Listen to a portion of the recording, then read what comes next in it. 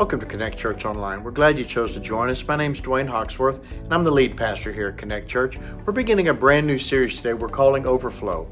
If you've ever felt like you're not enough or that what you have isn't enough to make a difference, sometimes what seems insignificant at first can actually become an overflow. And in this series, we explore generosity in a way that encourages giving as an expression of the abundance of God's grace in our lives instead of obligation, religion, or church doctrine. And when we live lives of generosity, our giving becomes an inspiration to those around us and shows how everyone has something to give. In today's discussion, we're talking about how we can live to be more blessed, to discover how to have enough for yourself and for others.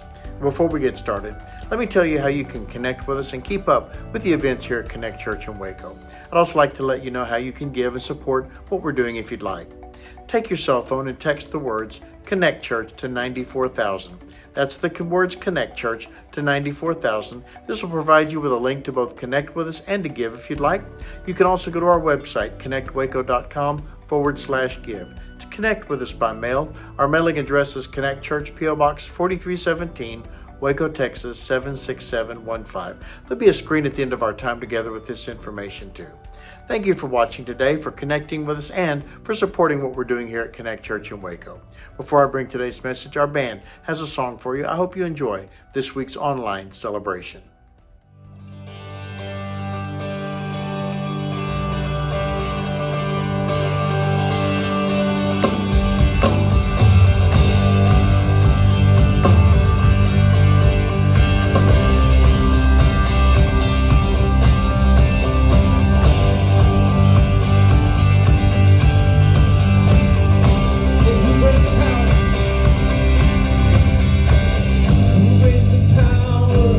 Of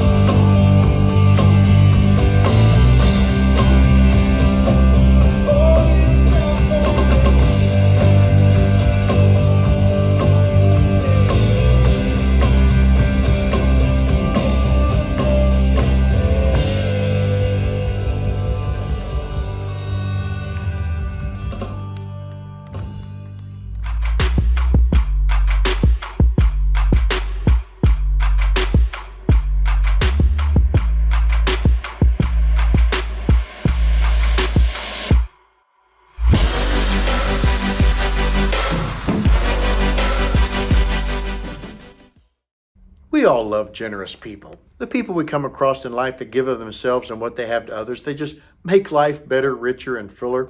We love generous people. They seem to come along at just the right time with the right things, the things we need when we need them.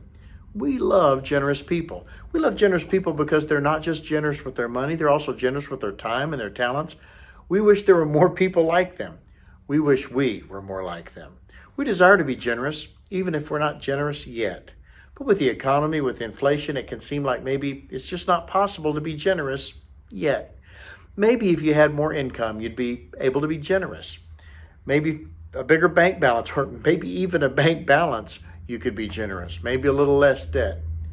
Maybe if you won the lottery, then you'd be a very generous person. Or maybe those of you that have resources, maybe you're just looking for a little more certainty in life, because right now things seem so uncertain. You just kind of like to know what things are going to look like. Once you get those things settled out, then perhaps you could be generous. Now, I completely get it because I've thought all of those same things. Over the next 4 weeks, we're going to talk about how we can become one of those generous people from right where we are in life right now. If we already are one of those generous people, how we can become even more generous. We'll go from feeling like we don't have enough to an overflow. We'll go from feeling like what we have is so insignificant to an overflow. In this series, we explore generosity in a way that encourages giving as an expression of the abundance of God's grace in our lives instead of obligation, religion, or church doctrine. When we live lives of generosity, our giving becomes an inspiration to those around us and shows how everyone has something to give.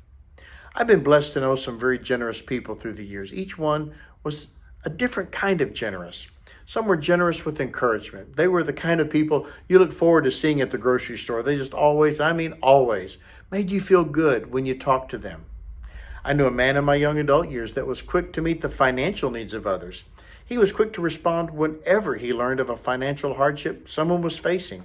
He carried some cash in his pocket, and it was not unusual for him to hear of a need, reach in his pocket, and help that person.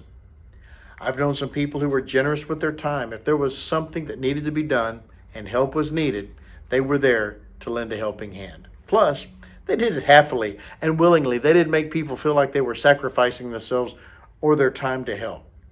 And I'm so thankful I've known and know these kinds of people in my life. They made me want to be one of those kind of people myself. So let me ask you, how much do you have to be generous? Or let me put it this way, how much would you have to be generous? For some of us, it's always more than what we already have. For others of us, you're ready right now.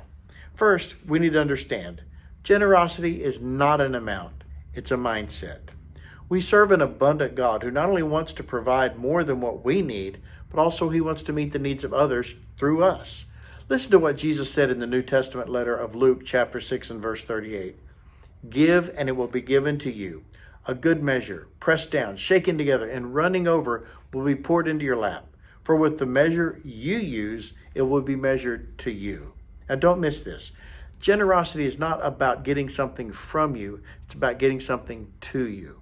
And to be that person, the generous person, we need to adjust our mindset from a not enough mindset to a more than enough mindset. Even if you're not a church person, you may be familiar with the story in the Bible of Jesus feeding over 5,000 people with a little boy's lunch. He had a few loaves of bread and a couple of fish. He gave what he had to Jesus. Not only did Jesus feed the multitude of people, but 12 baskets of leftover were collected after everyone had eaten. Had he kept his lunch to himself, he would have eaten while everyone else went hungry. By giving his lunch to Jesus, not only did he eat as much as he wanted, but so did everyone else. In God's economy, it's actually pretty interesting because when you give to God, you don't lose anything. You actually gain something. You gain the opportunity to participate in what he's doing. You have the privilege to participate and the reward of return. Let me say that again. You have the privilege to participate and the reward of return. It's easier to give when it's not your money. Now, isn't that true? Really, if it wasn't your money, it would be so much easier to give it away. So why is that true? Because you don't have to wonder or worry if there's enough left over. What we have to recognize and understand is that we serve a God who's generous and provides for us, and everything we have actually comes from him. It's all his. not ours. Look at what King David said. It's written down for us in First Chronicles chapter 29 and verse 14. But who am I and who are my people that we should be able to give as generously as this? Everything comes from you, and we have given you only what comes from your hand. We're simply stewarding or managing his resources. So we need to move our mindset from my resources to God's resources. And when we do that, it unlocks something totally different. You can start looking for ways that you can to bless people. You can start thinking about God's given me these resources. What can I do with them? You also realize that we serve a God that's abundant. He wants to provide for my needs, and he also wants to bless other people through me. Then you look to God as your source and supply, not yourself, not your job, not the economy. God's bigger than all of that. Lastly, we need to change our mindset from I'll give when to I'll give now. It's one thing to have enthusiasm and want to. It's another thing to actually do, to actually be or live generously and be a giver.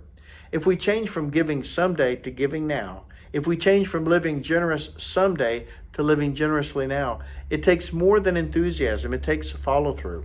In 2 Corinthians chapter 8 and verse 11, Paul's writing to the followers of Jesus in the city of Corinth, and they had a great desire a year before to help the poor believers in Jerusalem. They had a lot of enthusiasm, but they did not make their enthusiasm a lifestyle. They started well, but they did not continue well. Listen to what he had to say to them. Now you should finish what you started. Let the eagerness you showed at the beginning be matched now by your giving. Give in proportion to what you have. Paul's basically telling them three important things. First, finish what you started. Don't leave the work undone. Second, don't let your eagerness be at the beginning. Let that eagerness you had then spur you on to complete the task. The need's still there.